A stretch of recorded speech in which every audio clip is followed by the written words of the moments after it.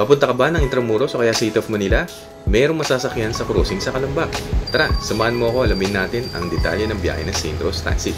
At para sa mga first time sa Manila, sa dulo ng video, may basic info para alam mo kung anong itsura ng dadatnan mong lugar at mga malapit na sakayan, kaya stay tuned! Hi! Ako si Renz ng Dito Ang Sakayan Channel. Welcome back! Kung bago ka lang, consider subscribing para updated ka sa mga detalye ng mga biyahe going to and from Calamba. Sa previous video, galing akong Batangas City at sinubukan ng biyahe ng Jobs Transport na Batangas-Calamba. Ang mga options ko sana pa uwi ay Calamba PTEX or Calamba Loton. Sakto din naman last month, may nagtanong kung saan ang biyahe sa Calamba papunta daw PTEX. Kasi nagpatanong daw siya sa kakilala sa crossing, wala naman daw biyaheng pa PTEX dun. Sabi ko meron kasi nung nagkasagsagan ng pandemic, may nasakyan ako sa crossing papuntang PTEX. So ito na rin yung opportunity ko para i-confirm kung ongoing pa rin nga ba yung route na yun, Calamba PTEX o hindi na.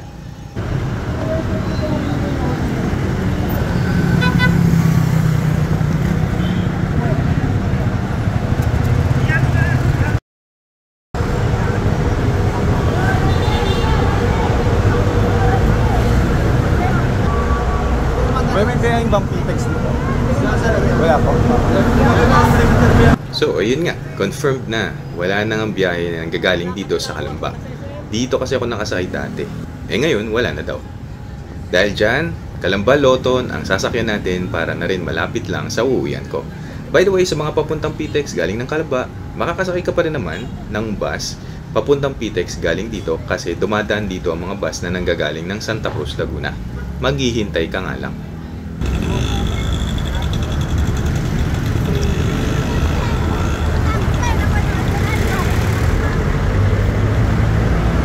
Ang ride natin for today's video ay ang Golden Dragon Bus number 16802 ng St. Rose Transit. By the way, it's important to note na cash ang payment method, pero sa terminal ka magbabayad kasi point-to-point ang route na ito. So mga curious kung pwedeng ipilit magbayad sa bus, sigurado akong hindi na makakabayad sa bus kasi walang konduktor. Ang pamasahe ay 125 pesos.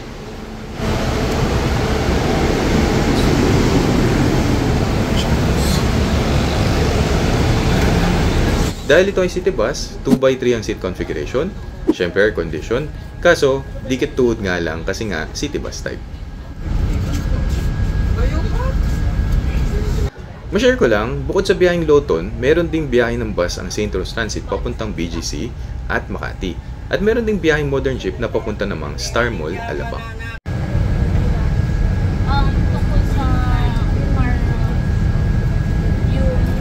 Marami-rami na din ang sumakay pero hindi ko napansin kung puno na ba ang bus nung umalis kami ng 5 PM. Ang schedule ng St. Rose from Calamba to Loton ay from 4 AM to 8 PM. Nakakatuwa kasi on time umalis ang bus base sa kanilang schedule. By the way, ang schedule naman ng biyaheng Loton to Calamba ay from 7 AM to 9 PM.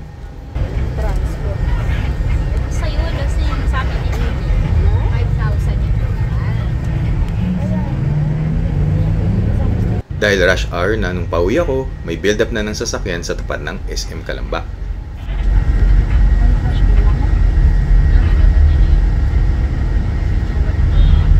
After 8 minutes, nakapasok na kami ng SLEX.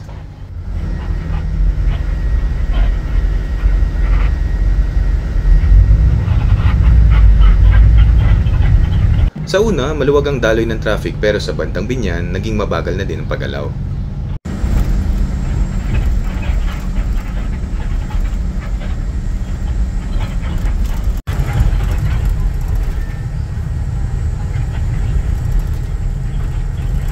Naging maluwag naman ulit ang daloy ng traffic pagdating ng Alabang.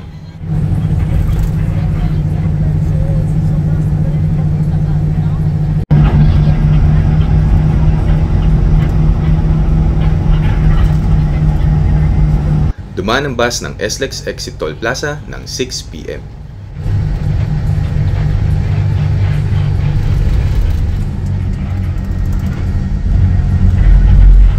Unang lugar na may bumabang pasahero ay dito sa Magallanes.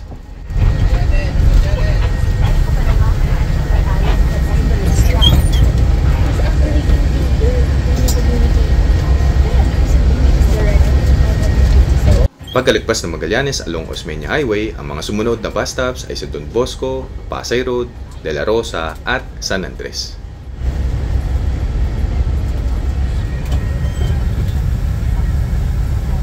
"6:18 dumating ang bus sa dulo ng Osmeña Highway.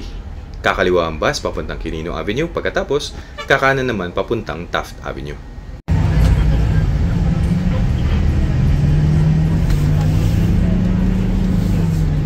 From Quirino, dadaanan ng bus ang PGH at maraming colleges and universities katulad ng PWU, PCU, Adamson, Santa Isabel, PNU at AYAC. Kapag nakita mo ng Manila City Hall, malapit ka na sa Loton.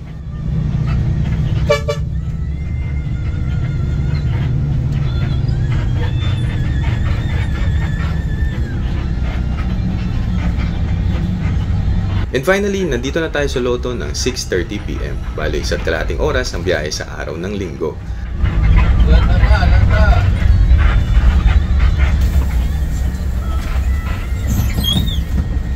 Boss, pagilid ako may babaan ko mga gamit.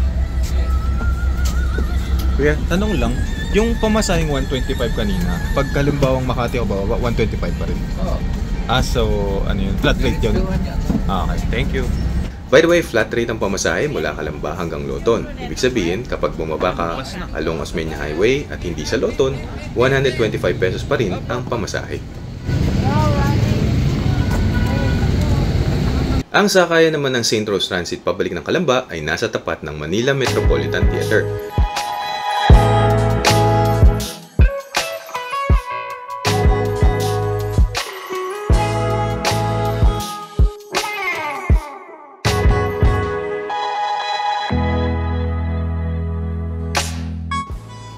So, ayun ang binabaan natin kanina.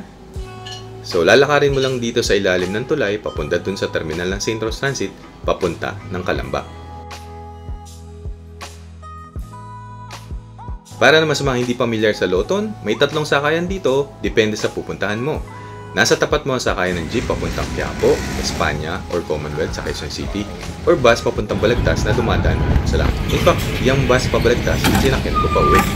Sa kabila naman ay ang sakayan ng jeep papuntang Santa Cruz, Blumentritt o Monumento via Rizal Avenue. Para makapunta ka sa kabila, tatawid ka lang sa underpass.